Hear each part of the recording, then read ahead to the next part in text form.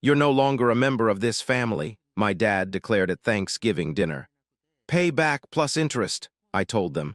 Weeks later, my house was break-in. I'm 29. Thanksgiving has always been about family, gathering together, sharing meals, and counting our blessings. But that year, Thanksgiving became the day my life fell apart. The whole mess actually started about a month earlier, when my family suddenly came crawling back for help after my brother Ryan got himself into some serious debt.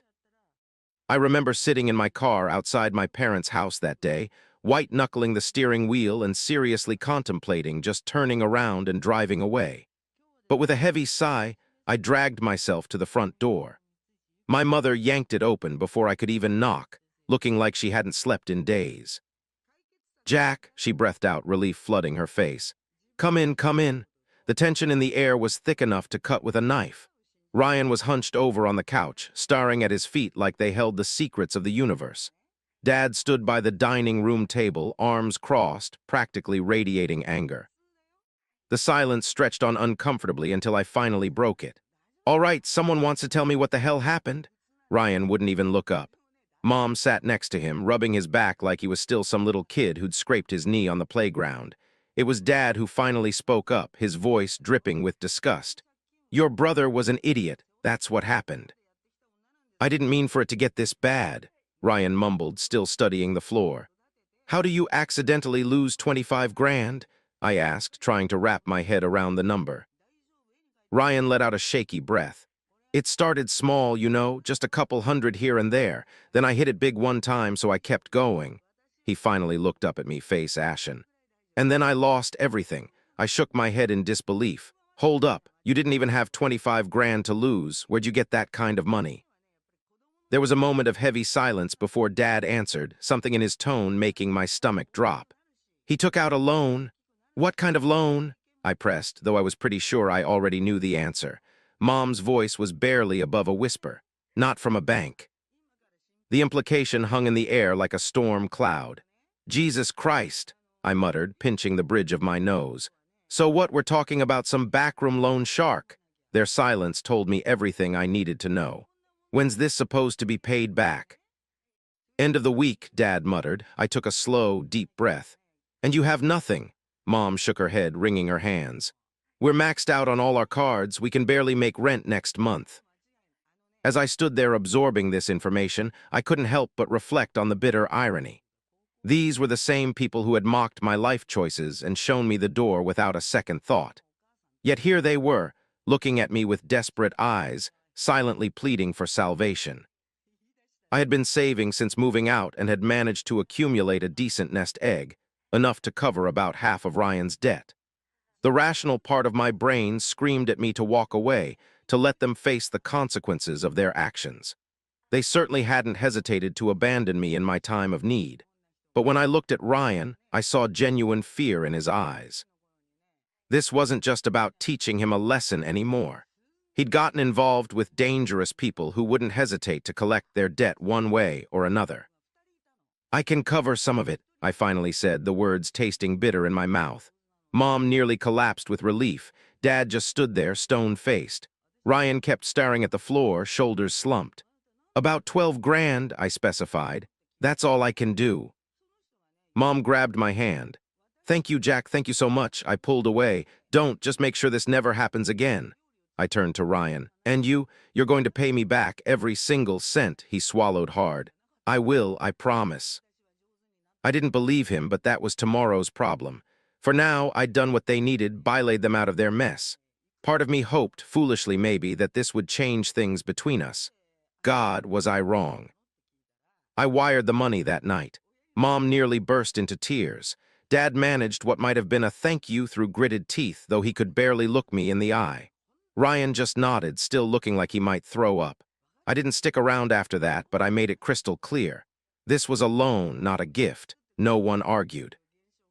On the drive home, I told myself I'd done the right thing. This wasn't about my parents. It was about keeping my brother safe. As much as I wanted to let them all sink in the mess they'd made, I couldn't stand by and watch Ryan get hurt over something so stupid. A week passed, then two. Then a month, nothing, not a single dollar from Ryan, no calls, no texts, radio silence. I gave him the benefit of the doubt at first, maybe he was getting back on his feet, working things out. But finally, I couldn't take it anymore and called him. He picked up after a few rings. "Hey, Jack, I skipped the small talk. Where's my money?" The pause spoke volumes. I don't have it yet." I clenched my jaw. "You said you'd pay me back." "I will," he said quickly. "I just need more time." "More time?" I scoffed. "It's been a month, Ryan. You haven't even sent me $20.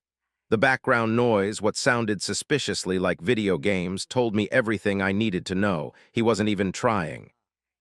"You're just screwing around, aren't you?" "No, I'm trying, man."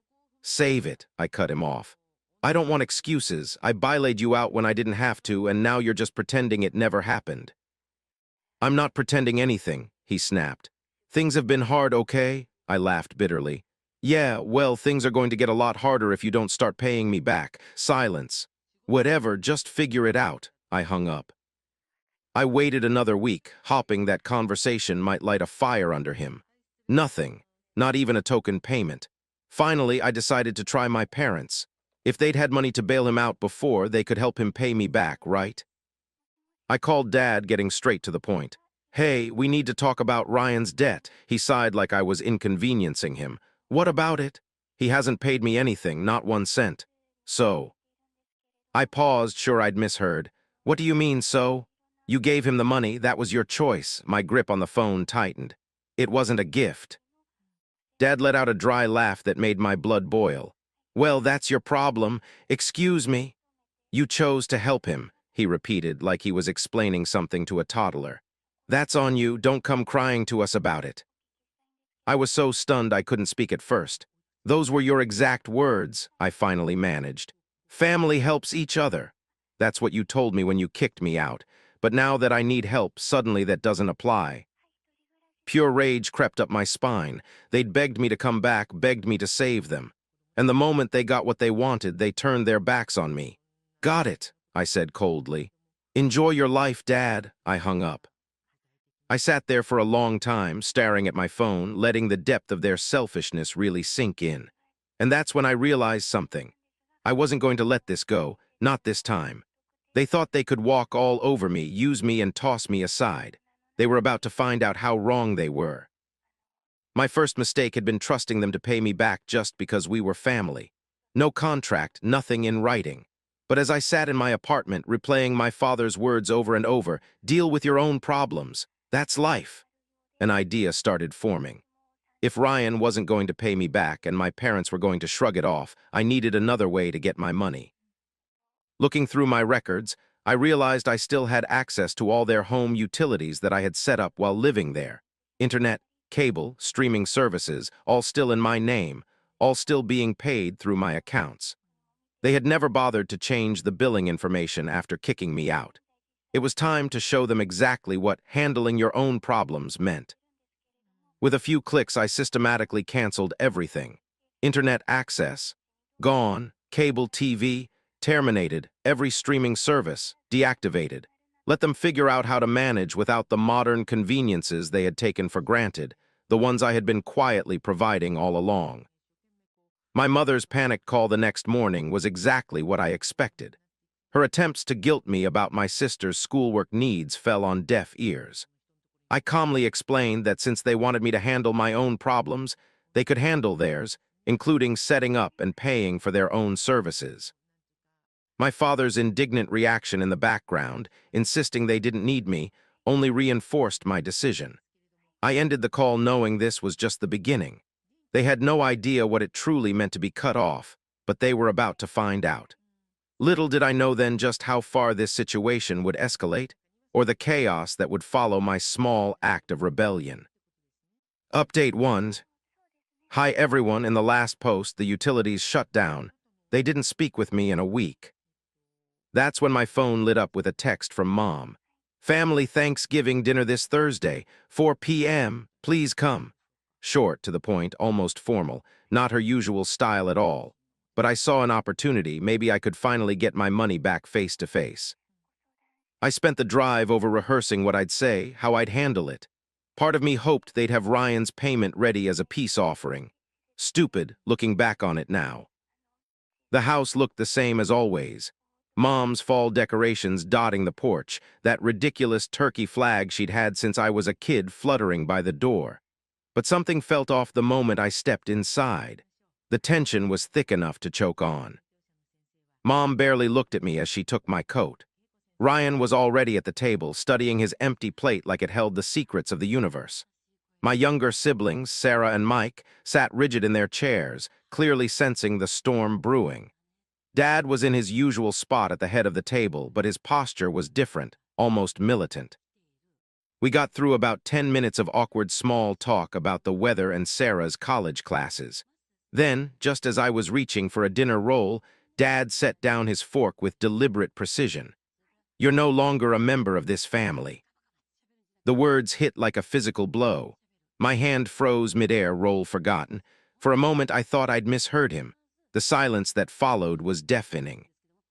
Mom suddenly became very interested in rearranging her napkin. Sarah and Mike seemed to shrink in their chairs, probably wishing they could disappear entirely. Ryan kept his eyes locked on his plate, but I could see a slight smirk playing at the corners of his mouth. "What?" I finally managed, my voice sounding strange even to my own ears. "What do you mean?" Dad's face was a mask of calm, that dangerous kind of calm that usually preceded an explosion. "You heard me. This is our thanks for your little support." The way he said support made it sound like a curse word.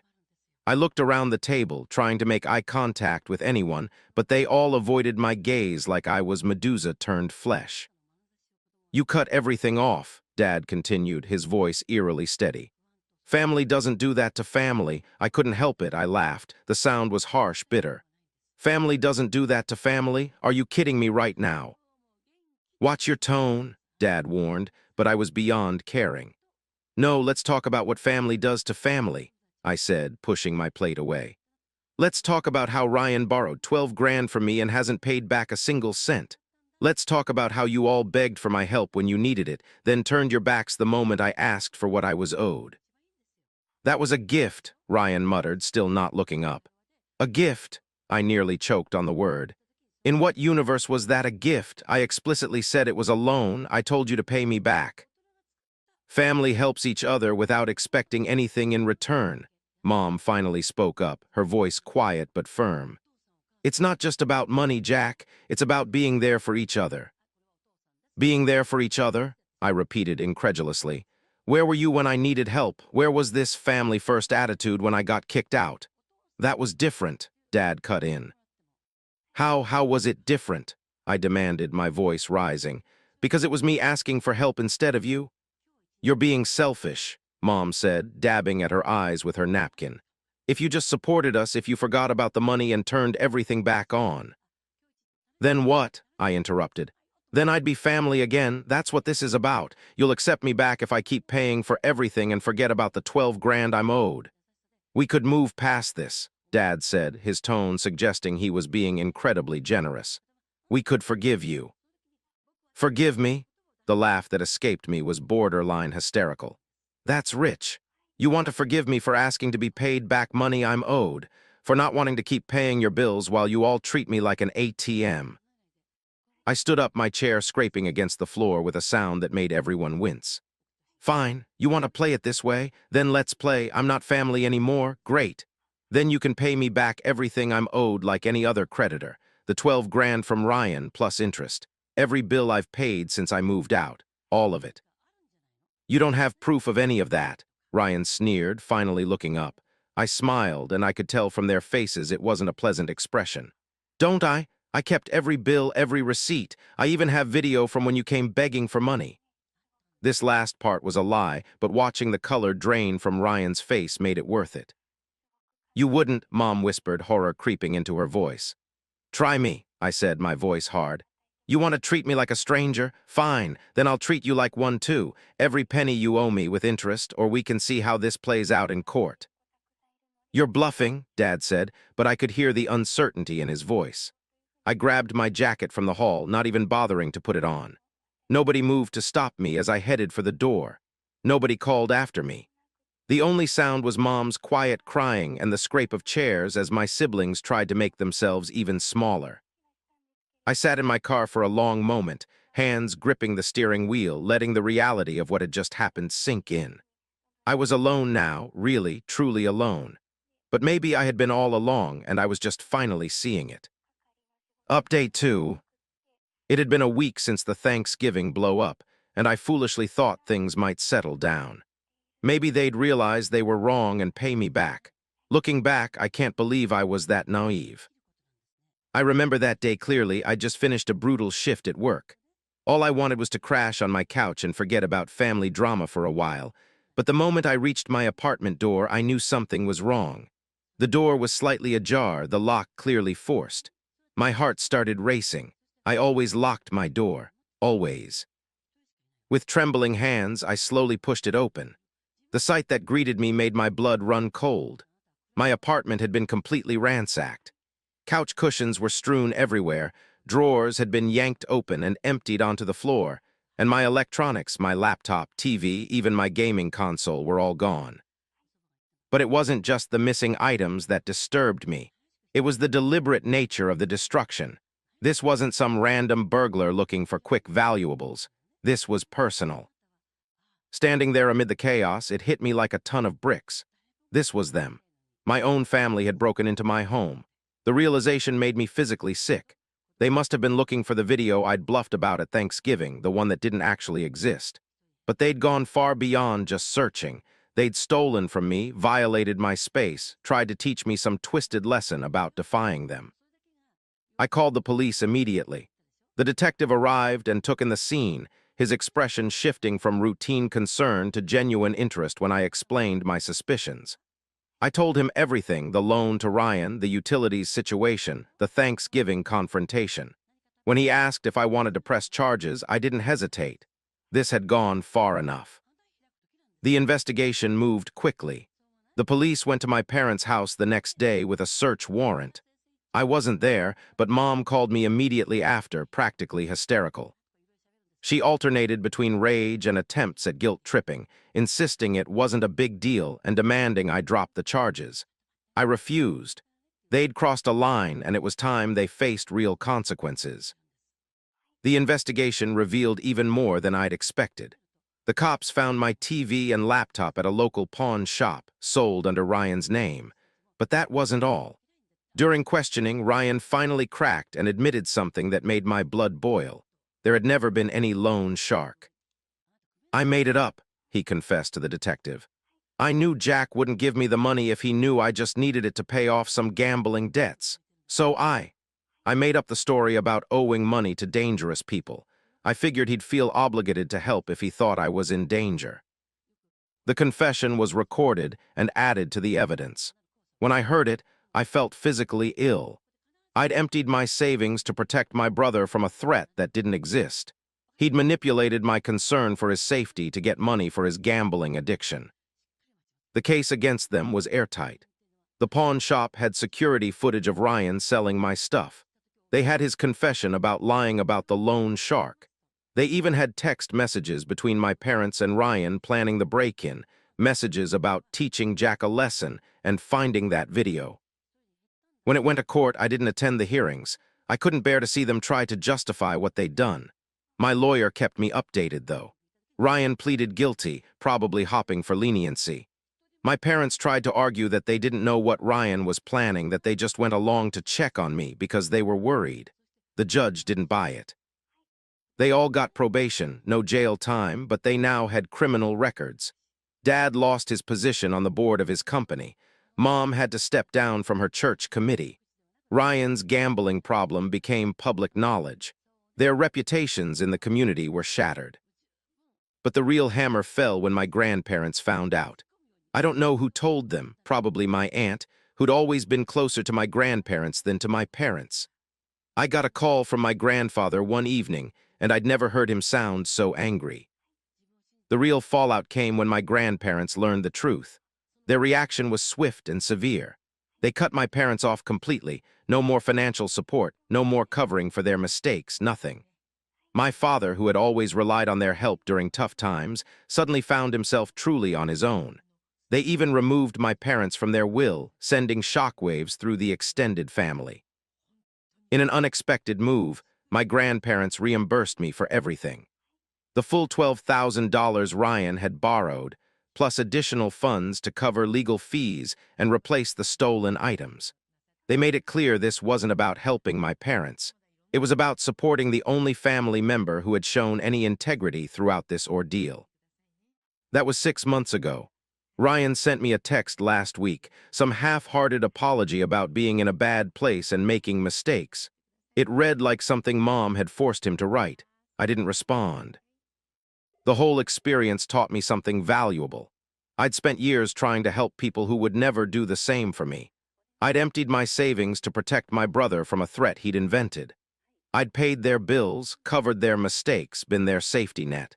And the moment I asked for anything in return, they turned on me. Well, I'm done. I'm not anyone's savior anymore, not their backup plan, not their ATM. I'm living my life for me now, and if my parents ever get into trouble again, they can handle it themselves. They're not my problem anymore. Stop trying to control what I do with my life, my girlfriend snapped when I brought up her gambling. But then I found out she owed $18K and refused to get help. I realized I couldn't save her from herself. My girlfriend just exploded on me for expressing concern about her gambling, and now I'm questioning everything about our relationship. So I've been with Sadie for almost 3 years now, and up until recently things were pretty great. We moved in together 6 months ago and I thought we were heading towards something serious, maybe engagement next year. But over the past few months, something's changed. It started small. She'd go to the casino with her girlfriends maybe once a month, blow through $100, whatever. I didn't think much of it. Hell, I blow money on stupid stuff all the time too. But then it became every other weekend. Then every weekend. Then I started noticing she was going on weekday nights after work. The thing is, Sadie's always been secretive about money. She makes decent money as a graphic designer, probably around $58K, but she's always been weird about splitting bills, always has some excuse about timing or her account being weird. I've been covering more and more of our shared expenses without really thinking about it because I make more than her and I didn't want to be that guy who nickels and dimes his girlfriend. But last month I noticed she was stressed as hell about money. Like, really stressed. She kept checking her phone obsessively, getting irritated at random stuff, and when I asked what was wrong, she'd snap at me.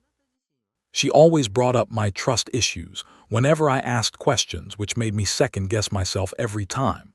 Then 2 weeks ago, I saw her Venmo some guy named Tony C. $800 with just a dice emoji. I waited until we were watching Netflix and casually said, "Hey, saw you sent Tony some money.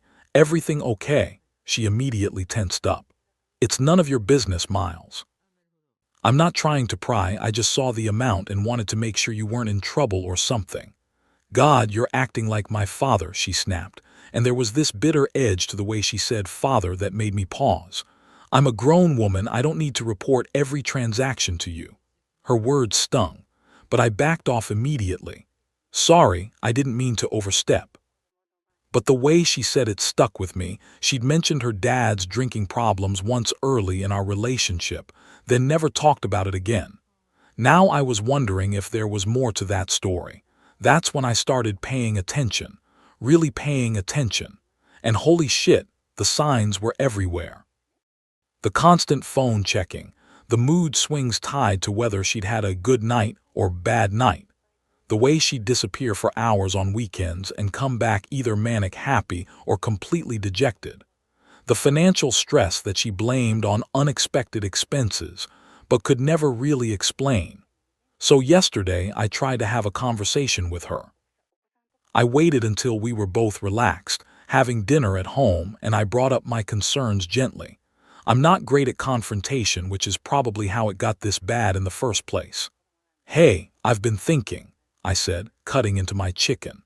"I've noticed you seem really stressed about money lately, and I'm worried the gambling might be getting out of hand. Maybe we could look into some resources together, or just talk through a budget."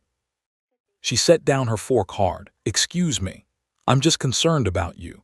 The mood swings, the financial stress, the gambling. She stood up from the table. Miles, what gambling? I play cards with friends sometimes. That's not gambling. Sadie, the $800 to Tony, the casino trips every weekend. Are you kidding me right now? She was getting loud. You're treating me like a child. Stop trying to control what I do with my life. I'm a grown woman who can make her own decisions. Was I being controlling? Part of me wondered if I was turning into my father, who used to interrogate my mom about every purchase. I'm not trying to control you, I'm just worried. You're boring and paranoid and you clearly don't trust me, she screamed. If you have such a problem with me having fun, maybe you shouldn't come to my birthday party next weekend. I tried to calm things down. Sadie, please, I'm just worried about you. I love you. She stared at me for a long moment, then walked to the bedroom and slammed the door. Hasn't really spoken to me since, except to say that she's still thinking about whether she wants me at her party. Here's the thing though, I'm pretty sure her birthday party is just going to be another gambling night. She's been talking about getting the crew together and mentioned something about making it a lucky night. When I asked what the plan was, she was vague as hell and just said dinner and hanging out.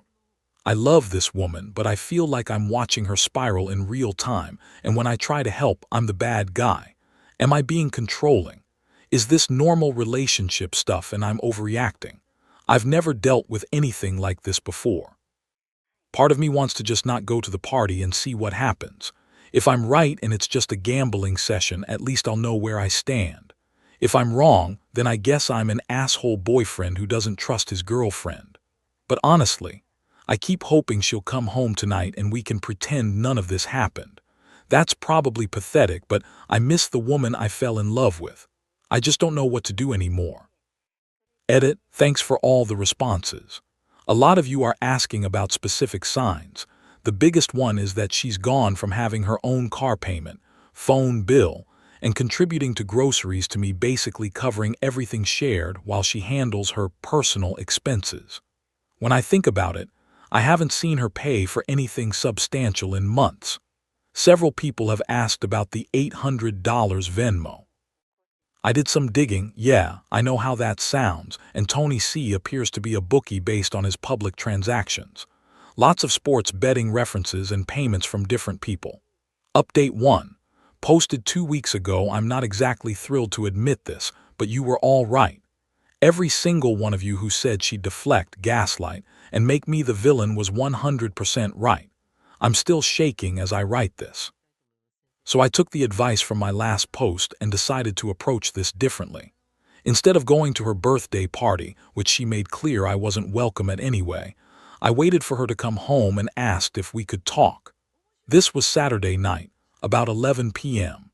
She'd been at her party since 6. She walked in and I could immediately tell she'd had a bad night.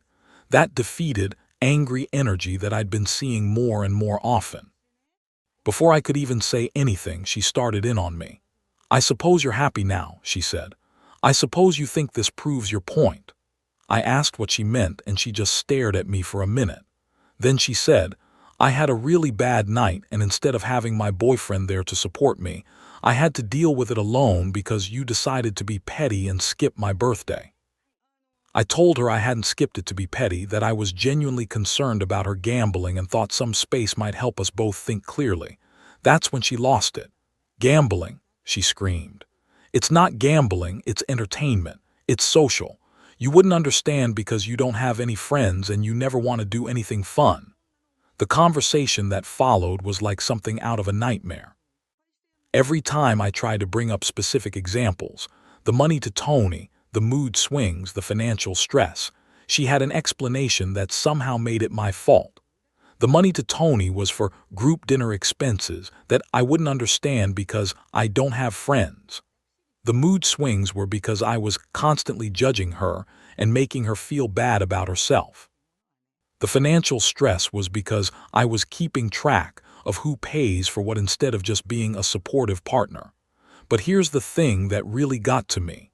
When I asked directly how much she'd lost that night, she said, "It doesn't matter because it's my money and my life."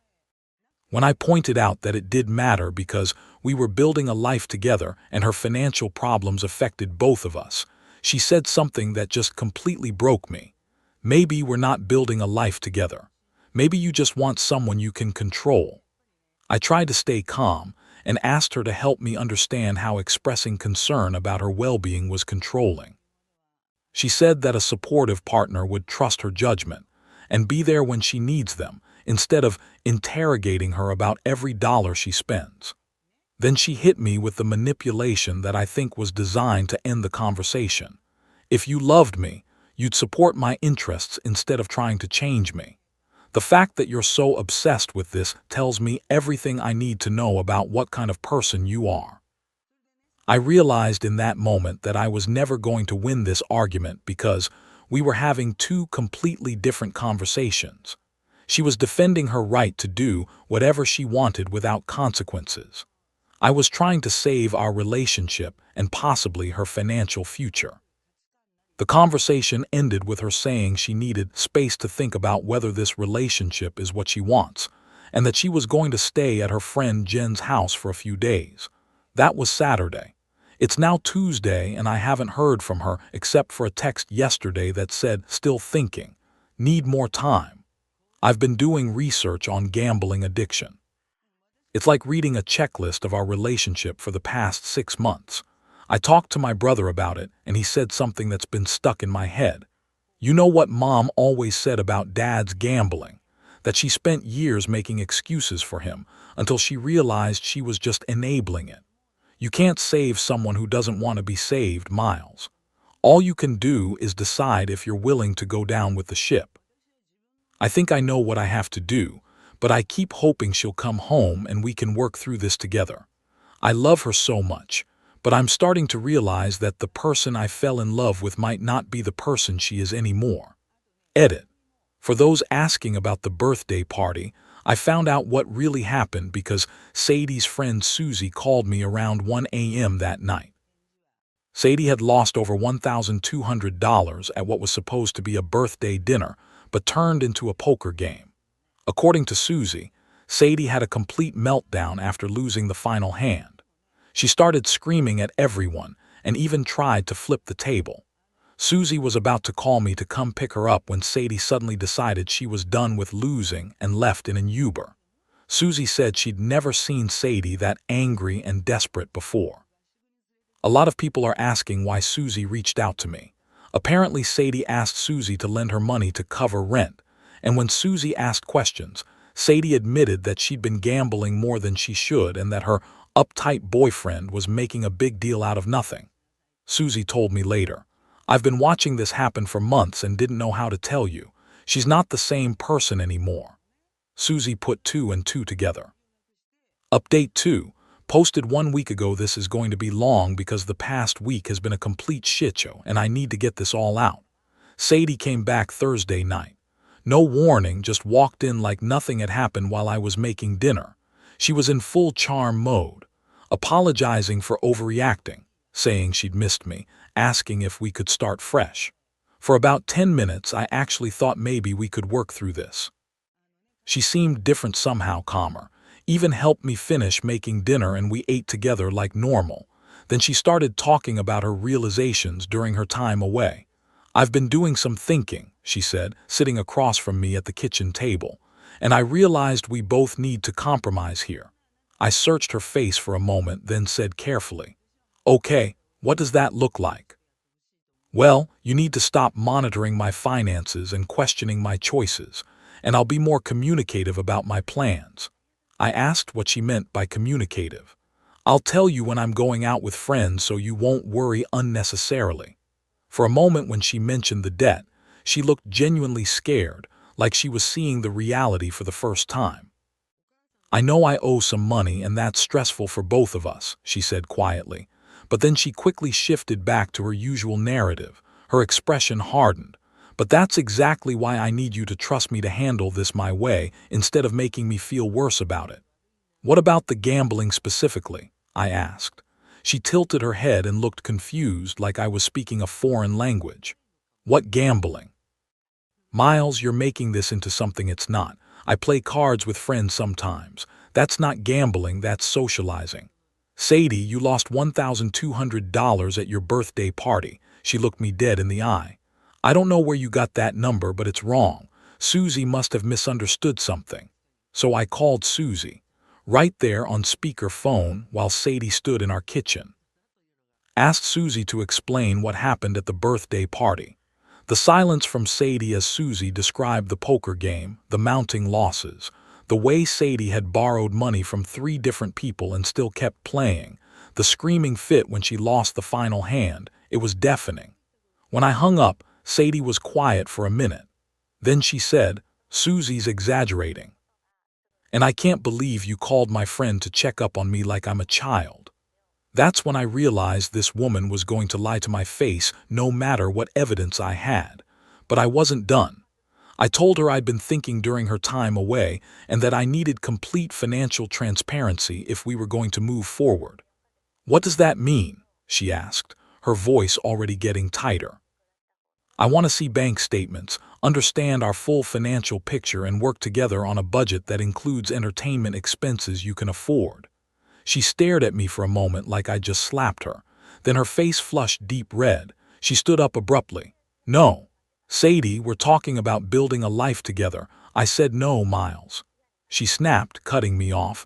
"That's degrading and controlling. You have no right to see my personal finances." I walked to the counter and picked up the papers I'd printed. "I've been doing research on gambling addiction.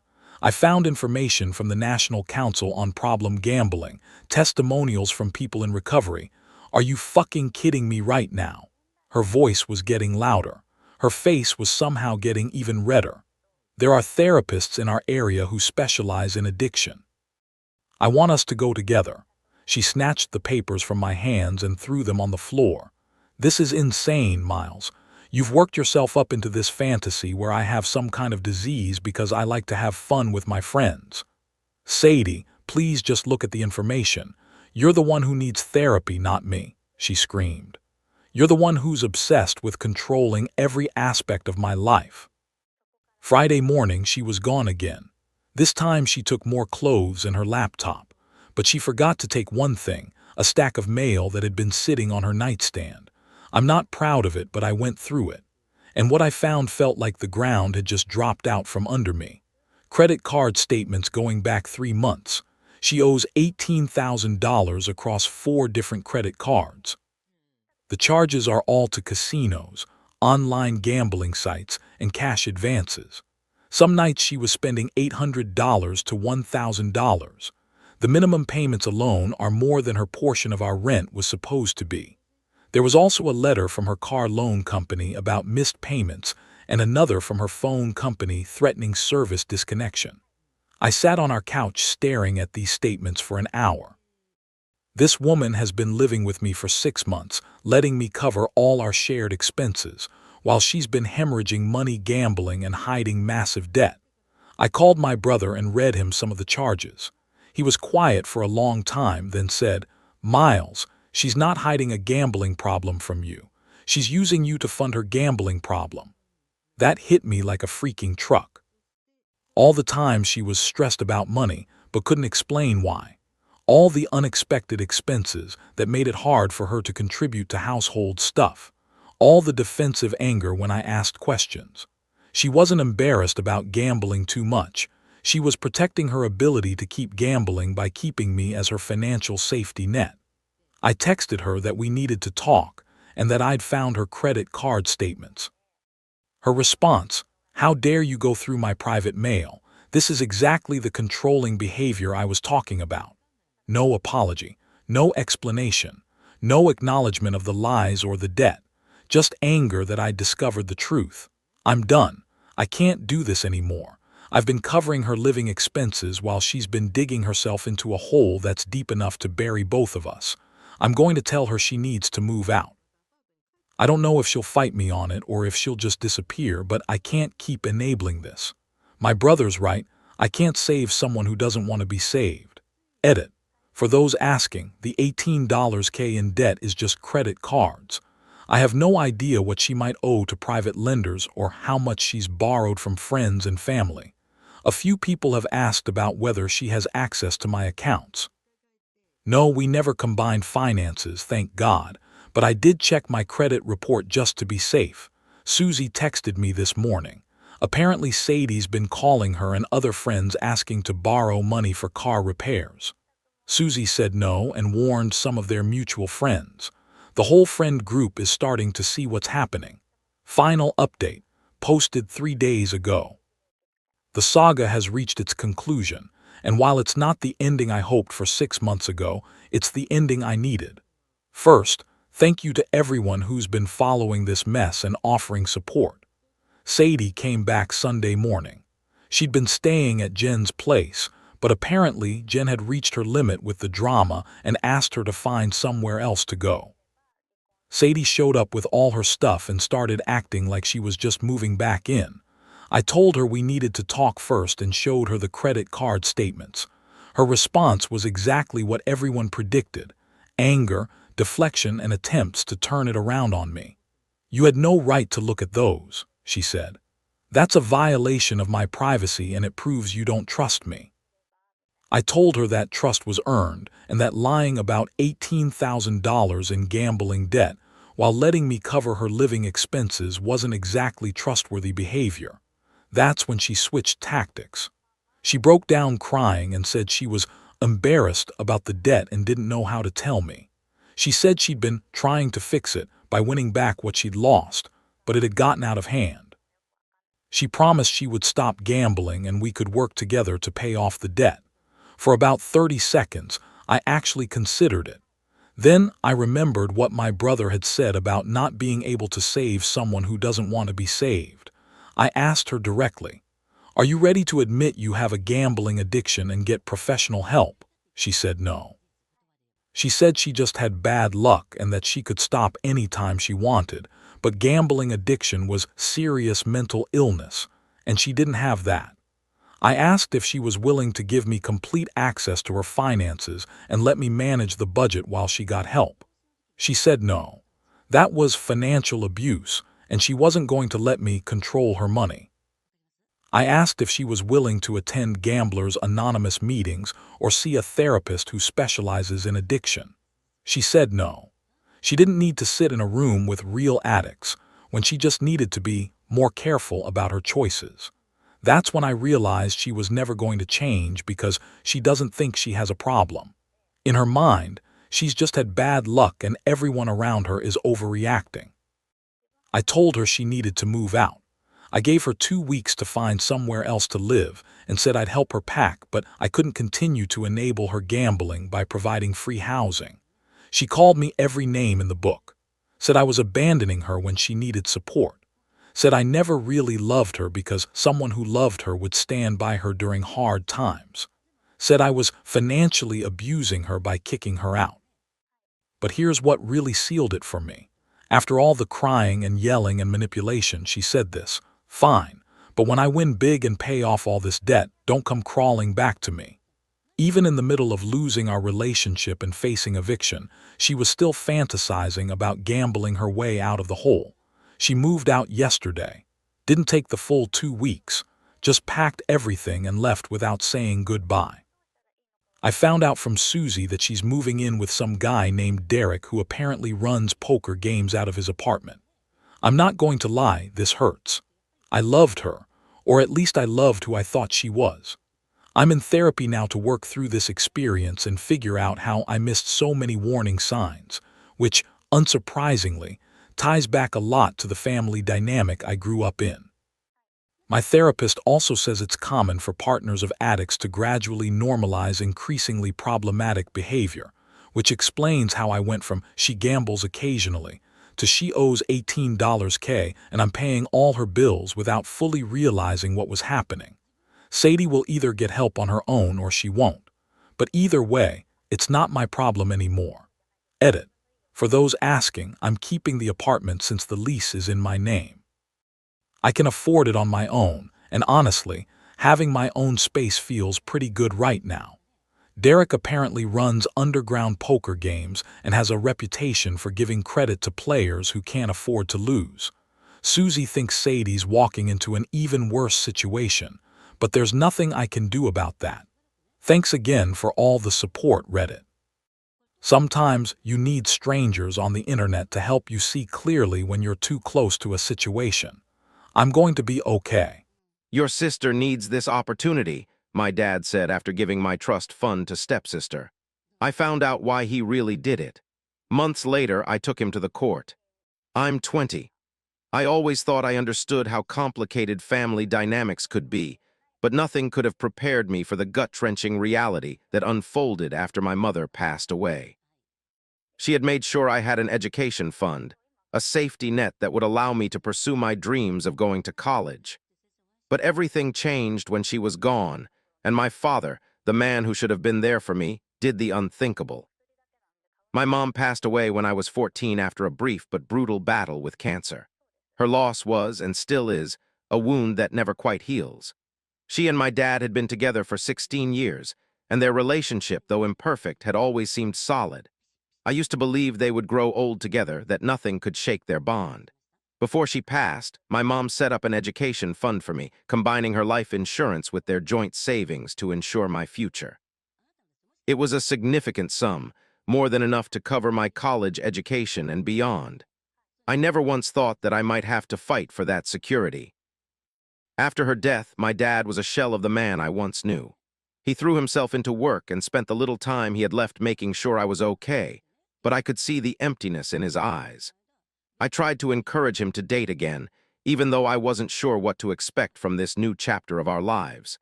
But when he met Laura and her daughter, Christine, things began to shift in ways I never anticipated.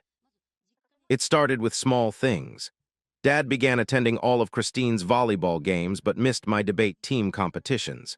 He'd help her with college applications during dinner, while my questions about scholarships were met with distracted, "We'll talk about it later," that never materialized.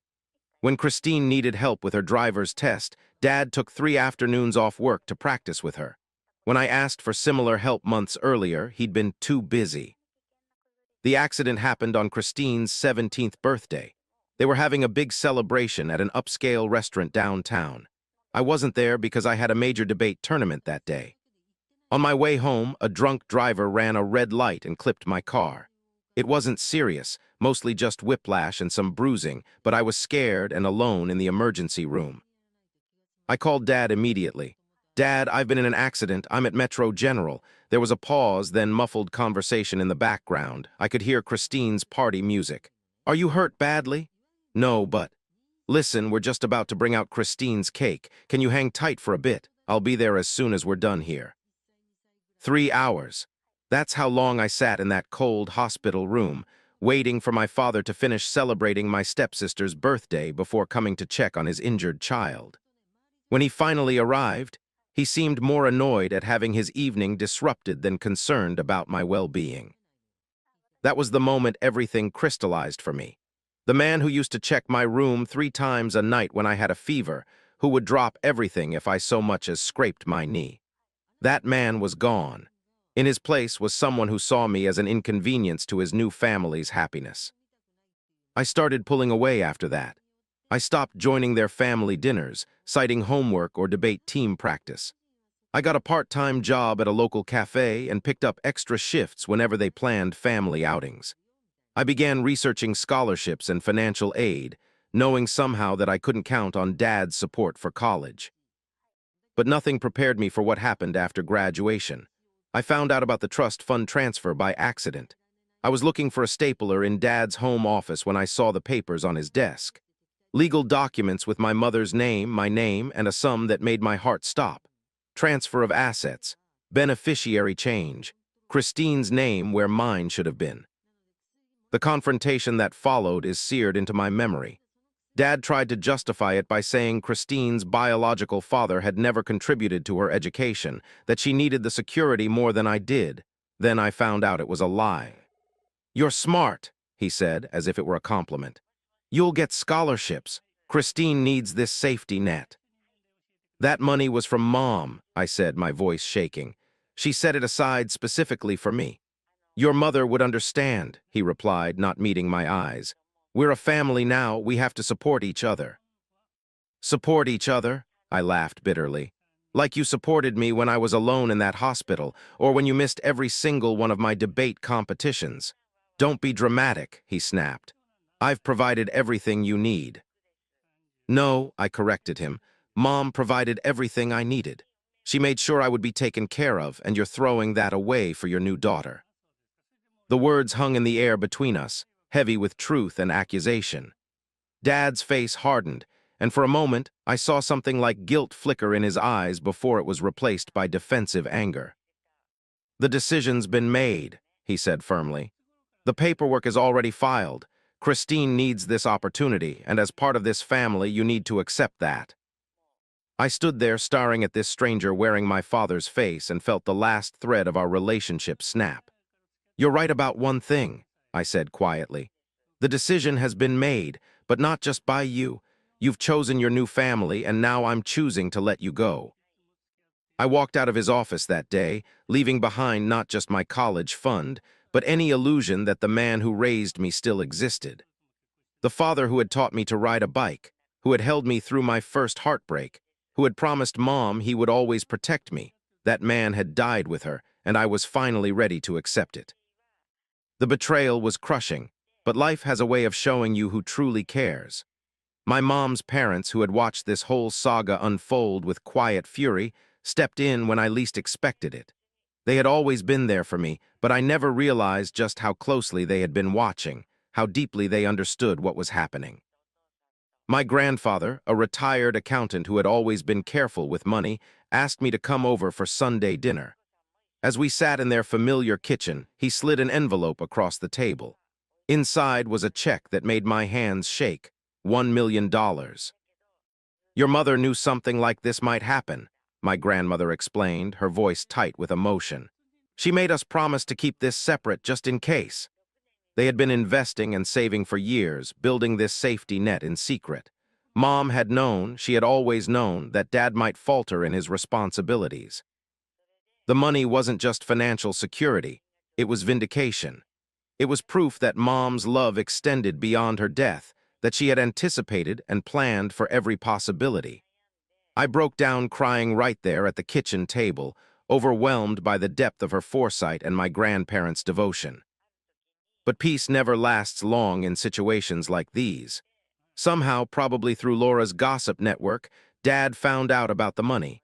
His call came during dinner, his voice dripping with indignation. "How could you keep this from me?" he demanded. "From our family," the way he said our family made my blood boil. "Christine needs help with college too. You need to share this money. It's the right thing to do." I almost laughed at the absurdity.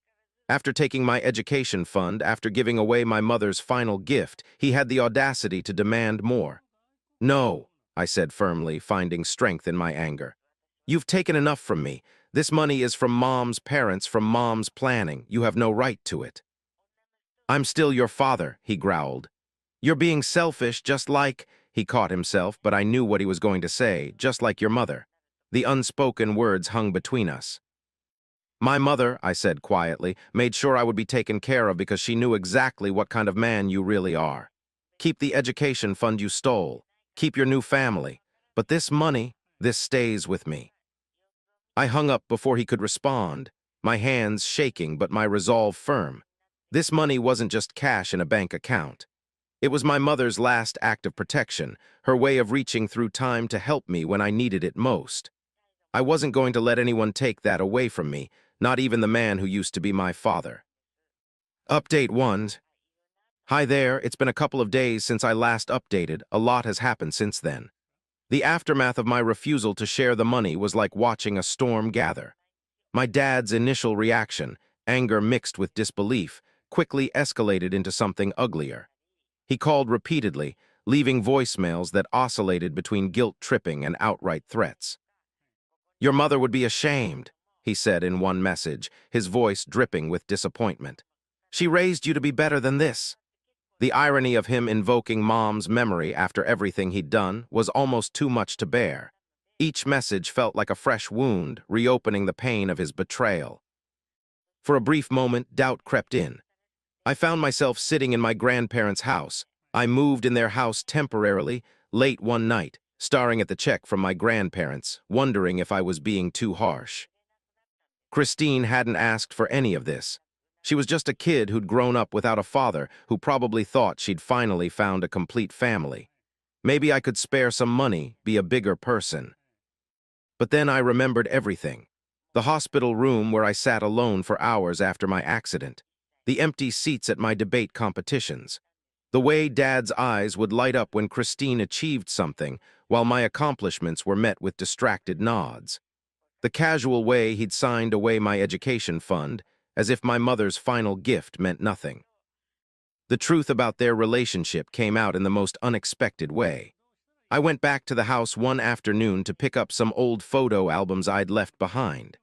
As I approached Dad's study, I heard raised voices through the half-open door.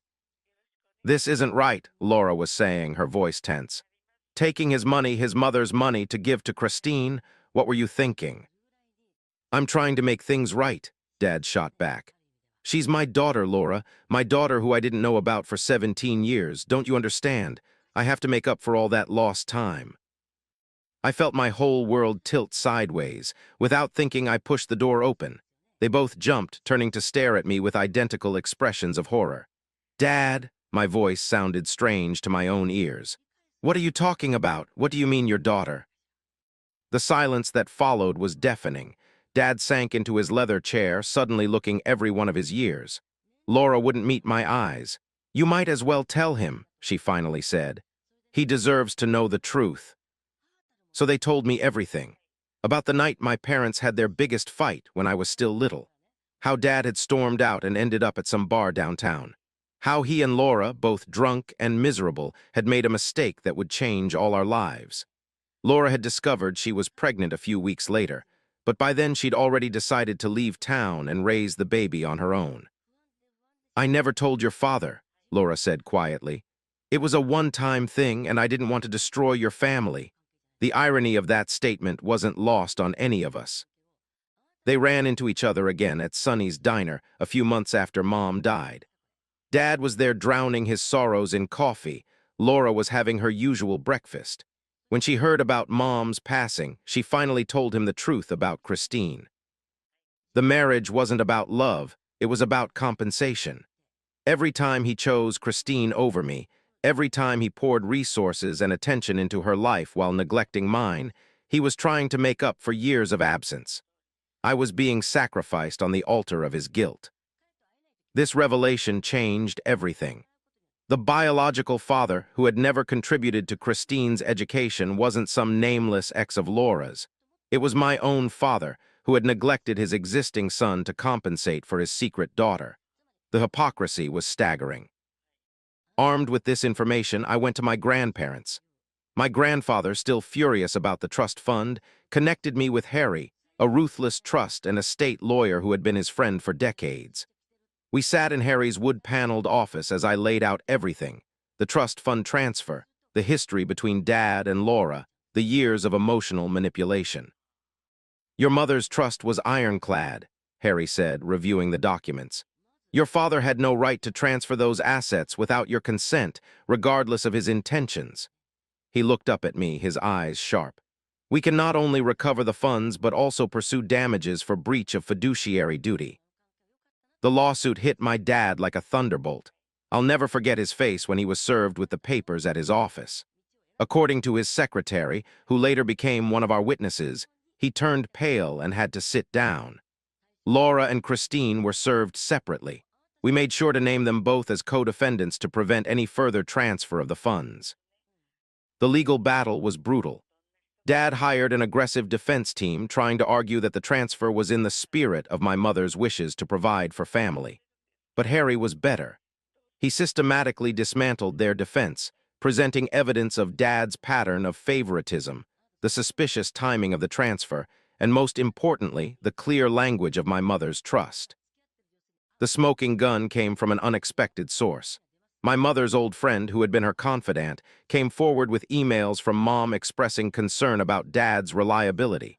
"If anything happens to me," she had written, "make sure the trust stays protected. I love him, but I don't trust him with our son's future." Those emails, dated just months before her death, were devastating to Dad's case. The court proceedings were tense. Dad tried to paint me as a vindictive son, unwilling to share with his sister. But when our lawyer revealed the truth about Christine's parentage in open court, the judge's expression changed.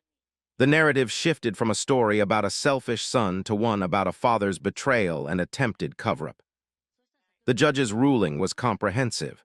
Not only did Dad have to repay the entire trust fund, but he also had to pay substantial interest and penalties. The judge was particularly harsh in his comments about Dad's breach of fiduciary duty, calling his actions a profound betrayal of both his late wife's wishes and his son's interests. Laura and Christine were in the courtroom when the verdict was read. Laura looked shell-shocked. Christine was crying. Part of me felt sorry for them. Their perfect family fantasy was crumbling around them. But then I remembered all the times I'd cried alone in my room, all the events they'd attended while I sat forgotten, all the love and attention that had been diverted from me to make up for Dad's guilty conscience. After the verdict, Dad tried to approach me outside the courthouse. "Son," he began, his voice breaking, "I never meant for any of this to happen. I was just trying to make things right." I looked at him, really looked at him, for the first time in months. The man who had taught me to ride a bike, who had checked under my bed for monsters, who had promised Mom he would always protect me, that man was gone. In his place was someone I barely recognized, someone who had allowed guilt and shame to corrupt every good thing we'd had. "You weren't trying to make things right," I told him quietly. "You were trying to make yourself feel better. There's a difference." I walked away then, leaving him standing on the courthouse steps. The money would be returned with interest, but some things couldn't be recovered. Trust, once broken, is like a shattered mirror. You can piece it back together, but you'll always see the cracks. The aftermath was complicated. Word spread through our extended family, creating rifts that would never fully heal. Some relatives sided with Dad, seeing me as the son who had publicly humiliated his father. Others understood and supported my actions. But most just stayed away, unwilling to take sides in such a messy family drama. My grandparents remained my rock through it all.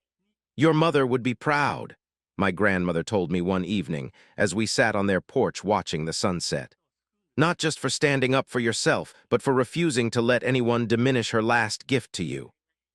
The money was finally returned, with significant interest, but the real value wasn't in the dollars and cents. It was in the knowledge that I had fought for what was right, that I had honored my mother's memory, and that I had finally broken free from the web of guilt and manipulation that had entangled our family for so long. Update 2. Since that day, things have been a whirlwind. My grandparents have been my anchor through all of this, not just emotionally, but practically too. One evening, they brought up something I hadn't even considered. "You need professional help managing this money," my grandfather said. "Not because you're not capable, but because this is a significant sum and you need to make it work for your future." I was resistant at first. The money felt like Mom's last gift to me, and letting someone else handle it seemed wrong somehow. But my grandmother, with her usual wisdom, put it in perspective. "Your mother wanted this money to secure your future," she said. "Getting help to manage it properly is exactly what she would have wanted." They connected me with a financial advisor they'd known for years. He helped me create a solid investment strategy, setting aside money for my education while investing the rest for long-term growth. We meet monthly, going over everything in detail, making sure I understand every decision we make. I've been rebuilding my life piece by piece. I moved into a modest apartment near campus and threw myself into my studies. The financial security from Mom's money means I can focus on school without working 3 jobs, but I still keep my barista job at the local coffee shop. It keeps me grounded, and honestly, I like the routine of it. My grandparents come over for dinner once a week. We talk about Mom, share memories, and plan for the future. They've helped me see that family isn't about obligation or guilt. It's about love, support, and being there for each other no matter what. The hardest part has been accepting that my relationship with Dad is probably over for good. Sometimes I drive past our old house and see him playing basketball with Christine in the driveway or helping Laura with her garden. It hurts, but not like it used to. I'm learning that it's okay to let go of people who don't value you, even if they're family. Mom's money wasn't just financial security, it was freedom. Freedom to choose my own path, to build my own future, to be my own person. Sometimes I sit in my apartment late at night, looking at her picture, and I think she knew this would happen. She knew Dad might falter, and she made sure I would be okay anyway. That's the kind of love that lasts, the kind that plans ahead, that protects, that gives you the strength to stand on your own. And while I lost my dad in this process, I gained something more valuable. The knowledge that I can survive anything, and the certainty that I don't have to compromise my self-worth for anyone, not even family. You need to deal with your trust issues, my wife said after I found hundreds of emails with the man she once said was better for her. She claimed it was business, but I finally saw through her lies. So this happened and I'm still processing it. I need to know if I'm crazy or if my gut feeling is right because I feel like I'm taking crazy pills. My wife Alice and I have been together for 12 years, married for 8 with 2 kids, a 6-year-old boy and a 4-year-old girl. Overall, we've had a solid marriage. We communicate well, rarely fight, support each other's careers. At least that's what I thought until recently. Here's the background that's eating me alive. Before we got engaged, Alice had this friend Hunter from college. They stayed in touch. Nothing romantic ever happened between them, as far as I know, but there was always this weird vibe. I met him a few times at parties, and he seemed like a decent guy, but Alice would light up around him in a way that made my stomach turn. The night before I proposed, Alice and I were talking about our future, and she said something that still haunts me. You know, if I'm being totally honest, Hunter would probably be better for me in some ways. He's more ambitious, more confident. But I love you, and love is what matters. She said it so casually, like she was commenting on the weather. I should have walked away that night. Instead, I proposed the next day because I was already so invested and convinced myself she chose me, right? That had to mean something. Besides, it was just one time. She never said anything like that again in all these years. So I've kept telling myself it was probably nothing, just a moment, just words. Fast forward to now. 3 months ago, Alice started doing business consulting work. She's already a marketing director at a tech company, makes good money, so this side gig isn't about needing cash. She told me she wanted to try something outside of her comfort zone. But guess who her first and biggest client is? Hunter. He runs some startup, reached out through Alice's old college roommate Dina, who's now Hunter's wife, and asked if Alice could help with their marketing strategy. Alice was excited about it, said it would be good experience for potentially starting her own consulting business someday. I bit my tongue initially because I didn't want to be that controlling husband. But over the past 3 months, I've watched my wife transform. She dresses differently on days she has meetings with Hunter. She lights up when she talks about his business ideas. She's constantly texting him, way more than she texts Dina, who's supposed to be her actual friend. Last week was the breaking point. I came home early from work and found Alice on a video call with Hunter, both of them laughing about some inside joke. When she saw me, she quickly wrapped up the call. Later, I asked what was so funny, and she got defensive, saying I wouldn't understand because it was about marketing stuff. That night, I tried to have a conversation about boundaries. I told her I was uncomfortable with how close she'd gotten with Hunter, especially given their history and what she'd said years ago. I wasn't asking her to stop working with him, just to keep things more professional. Alice completely shut down, started crying, saying I was being controlling and insecure. That she thought we'd moved past my jealousy issues, news to me that I apparently had jealousy issues. She said I was trying to sabotage her career, and that she'd worked too hard to let me hold her back. I felt like I was going insane. I wasn't asking her to quit her job or never speak to men. I was asking for basic respect and transparency in our marriage. Then yesterday, I discovered something that made my blood run cold. Alice left her laptop open and I saw her email. I wasn't snooping, I was just going to close it, but I noticed her trash folder had a bunch of deleted emails with Hunter's name. Hundreds of them over the past 3 months. Why is my wife deleting her correspondence with a business client? What kind of marketing consultation requires that level of secrecy? I confronted her about it last night.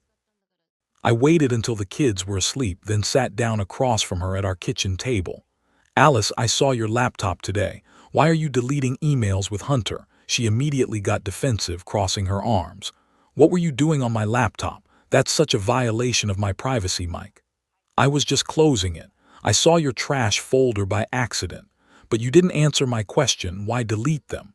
Alice's face flushed red. She stood up abruptly, pacing to the kitchen counter. They get deleted automatically, it's some setting I don't understand. I shook my head. Alice, I work in it. Email doesn't just automatically delete itself, especially not specific conversations with one person. Well, maybe I accidentally deleted them. God, Mike, you're being so paranoid about this. Paranoid. My wife is secretly communicating with a guy she once said would be better for her than me, and I'm paranoid for asking about it. Alice whipped around, her voice getting louder. I never said that. Yes, you did. The night before I proposed, you said Hunter would probably be better for you. She stared at me for a long moment, and I could see her trying to figure out how to respond. That was 8 years ago, Mike. Are you really going to hold something I said when I was 20 against me forever? I'm not holding it against you.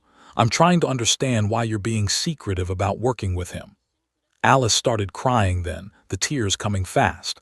Because I knew you'd react like this. I knew you'd make it weird and controlling.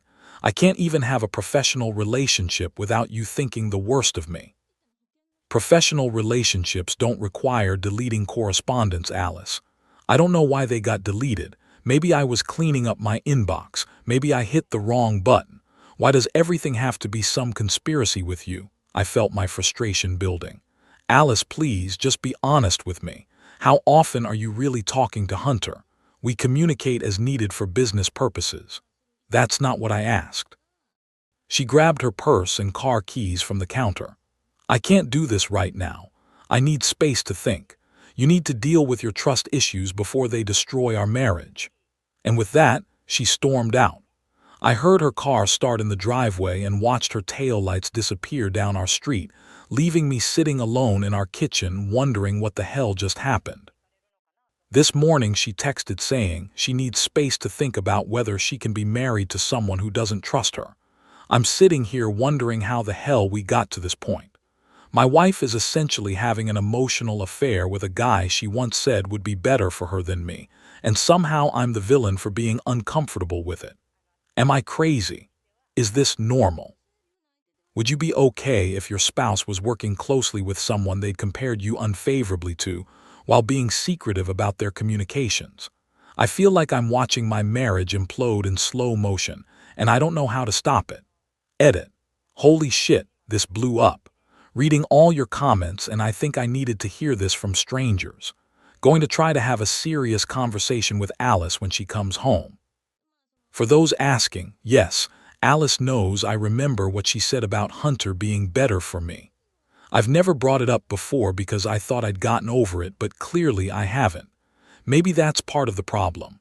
Update 1. Posted 2 weeks ago. Alice came home 2 days after my original post. She'd been staying at her sister's house, and I guess her sister had been filling her head with ideas about my controlling behavior, because Alice came back loaded for bear. She started the conversation by saying she'd been doing a lot of thinking, and that she realized we had fundamental incompatibilities that she'd been ignoring, that I was insecure and jealous, and that she couldn't live her life walking on eggshells around my feelings. I tried to stay calm and rational. I told her I wasn't trying to control her, but that basic transparency in marriage was important to me. I asked her directly, "Why are you deleting emails with Hunter?" "Oh my God, seriously, Mike, we're doing this again." "Yes, Alice, and I'll keep doing it until you give me a straight answer." Alice got this look on her face, like a deer in headlights, and then said something that made my stomach drop through the floor, "Because I knew you'd overreact to how often we communicate." Let that sink in. My wife was actively hiding the extent of her relationship with another man because she knew it would upset me. And somehow I'm the problem for being upset about it. I asked how often they were communicating.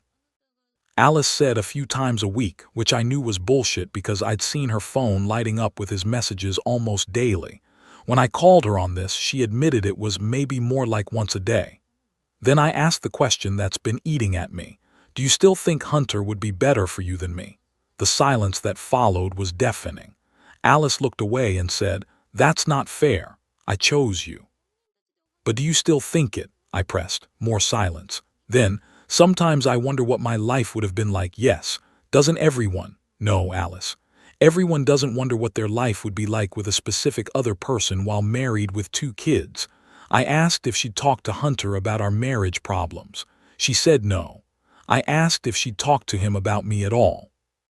Another long pause before she admitted they'd discussed relationship stuff, because Hunter was going through some things with Dina. So my wife has been emotional support for another man, discussing her marriage with him while keeping all of this secret from me. Cool. I told Alice I wanted to see their communications, just to understand what was happening. Alice absolutely lost it.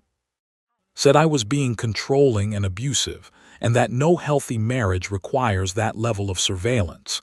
Here's where it gets really messed up. I said, "Okay, then call Hunter right now and tell him you need to maintain better boundaries because it's affecting our marriage." Alice said she couldn't do that because it would be unprofessional and might hurt his business. When I pointed out that she'd seemed more concerned about Hunter's feelings than mine, she started crying and saying I was being manipulative. The conversation ended with Alice agreeing to work on communication, but refusing to change anything about her relationship with Hunter. She said his business was really taking off, and that her work with him was too important to jeopardize. Over the past week, I've been watching my wife like a hawk, and the patterns are undeniable. She spends hours crafting emails to Hunter. She talks about him constantly.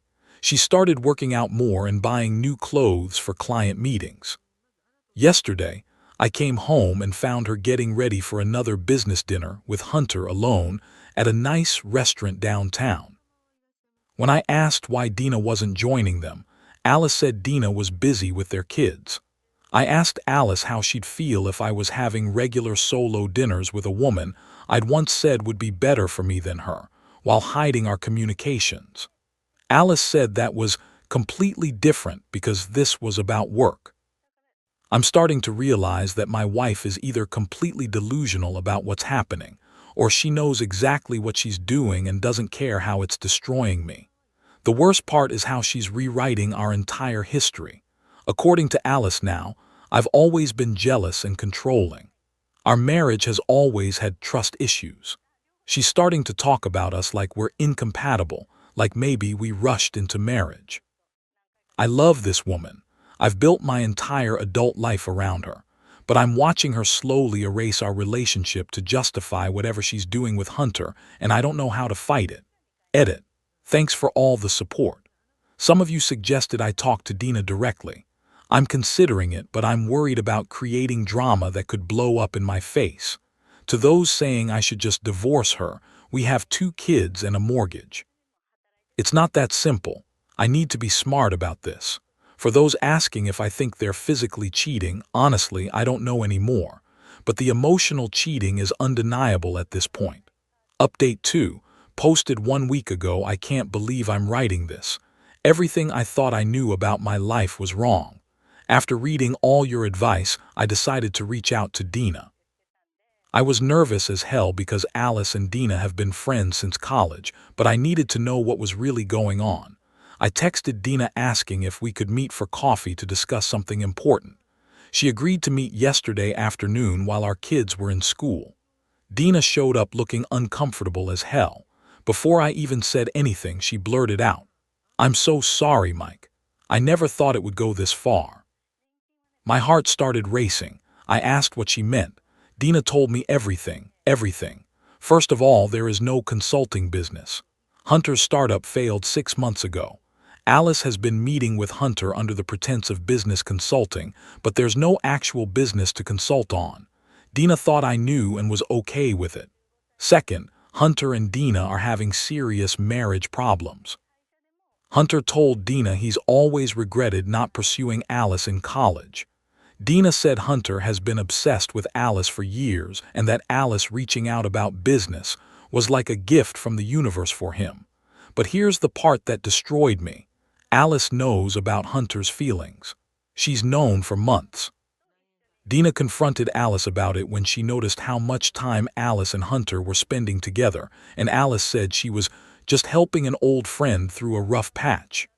Dina begged Alice to be honest with me about what was happening.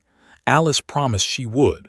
That was 2 months ago, so my wife has been lying to me for months. There's no consulting business. She's been having an emotional affair with a man who's obsessed with her, knowing full well that he has feelings for her, while his marriage falls apart and mine crumbles. When I asked Dina if she thought they were physically cheating, she started crying.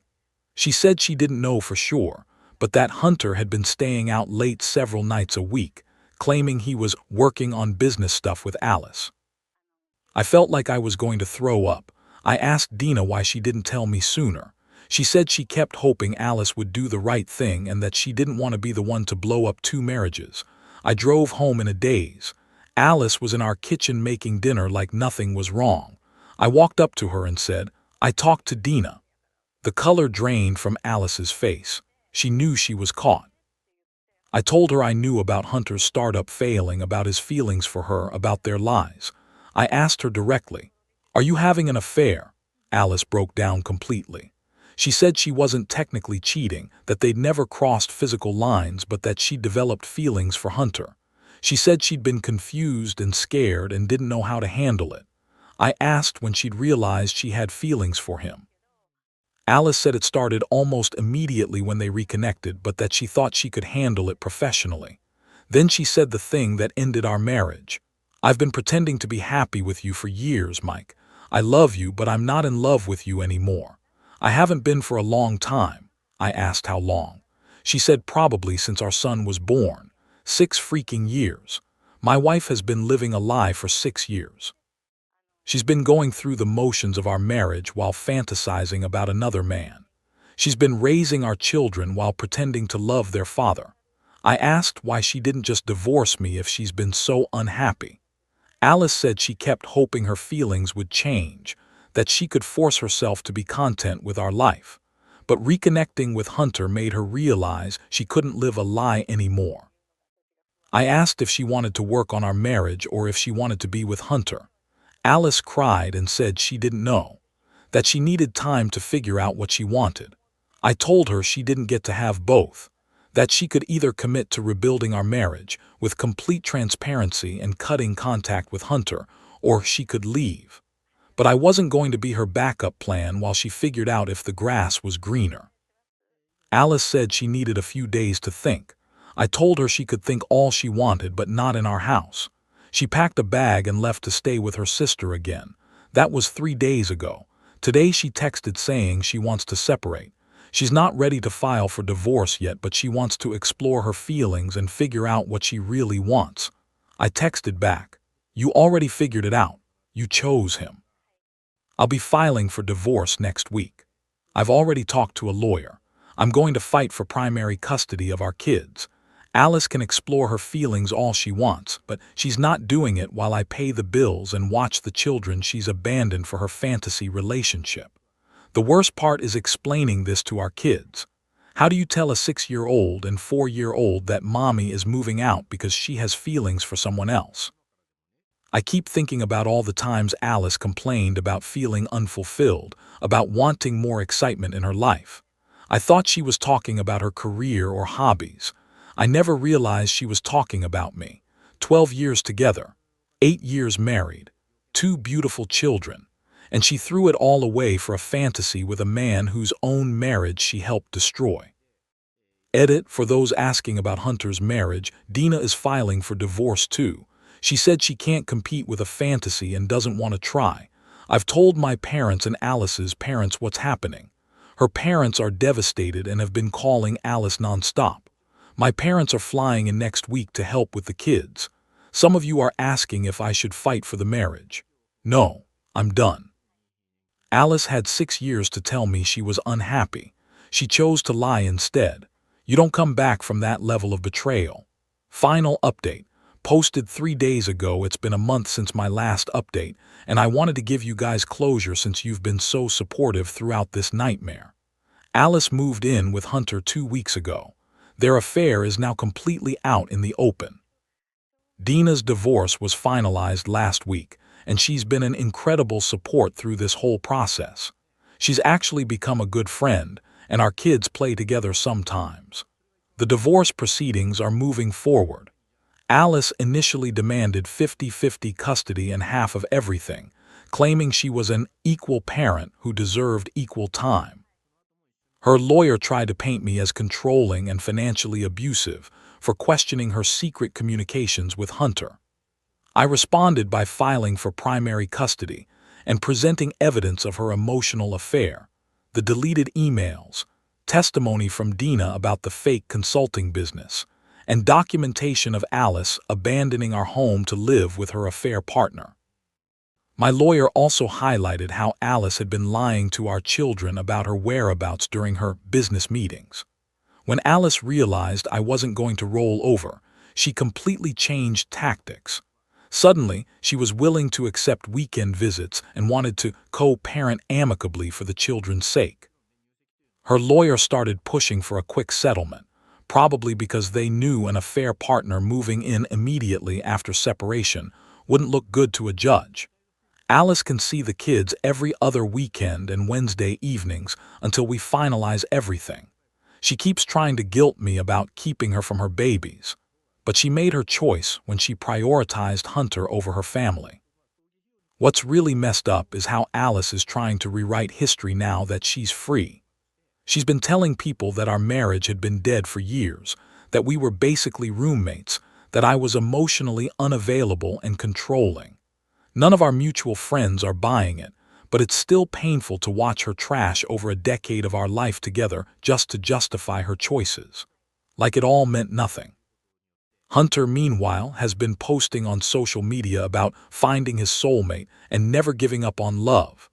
It's nauseating but also revealing. This man helped destroy 2 marriages and he's treating it like a romantic comedy. The kids are struggling.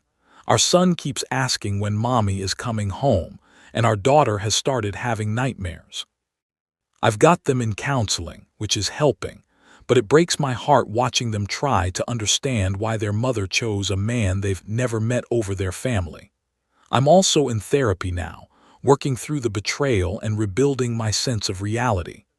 Honestly, I never thought I'd be someone who needed this kind of help, but shame doesn't heal you. And the damage from a decade-long relationship doesn't disappear just because you tell yourself to be strong. My therapist says it's common for victims of emotional manipulation to question their own perceptions long after the relationship ends. But I'm getting stronger every day. The kids and I are doing better. We've established new routines, new traditions. We're learning to be a family of 3. It's not the life I planned, but it's honest. And after years of living with someone who was pretending to love me, honesty feels revolutionary. Alice can have her fantasy relationship with Hunter. I hope it works out for them genuinely, because our kids deserve stability. But I also know that a relationship built on lies and betrayal rarely leads to lasting happiness. As for me, I'm focusing on being the best dad I can be and rebuilding my life with intention. I'm not ready to date yet, but when I am, I'll know exactly what to look for and what not to tolerate. Thanks for all your support. You helped me see the truth when I was too close to the situation to see it myself.